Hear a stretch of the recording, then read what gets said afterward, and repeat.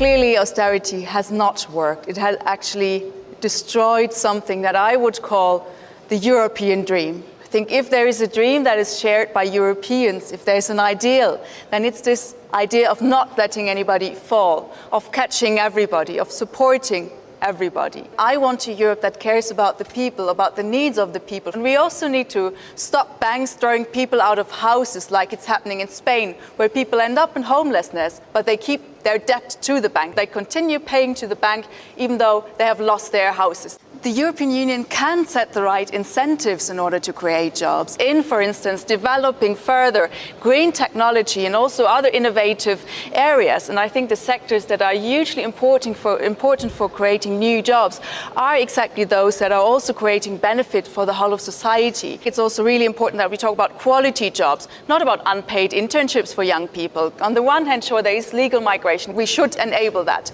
And by the way, I still refuse to talk about people as a burden for member states. People are people, they're human beings who are coming in need for, looking for either a better life or in need of protection. And there is indeed a great amount that the European Union could do much better. If we want to take the Nobel Peace Prize, then we also have to show our responsibility towards those people who are in need of protection. Fracking is by no means cheap, and it's also not just readily available. It's also a high-risk technology. You're pumping chemicals into the ground where nobody knows yet what exactly is going to be the effect of that. I don't know if you want that to happen. You don't want nuclear energy because it's a high-risk technology that is also not clean if we look, for instance, at uranium mining, and it's also not cheap. In case of a catastrophe, we would all pay the waste management, so to say. We would have huge areas devastated. So no to nuclear very, very clearly. This is the wrong answer. The right answer is to invest into renewable energy, but also into energy efficiency. We need to continue the banking union, make it much stronger, because the capital requirements, for instance, on banks, that's not enough. We need to make sure,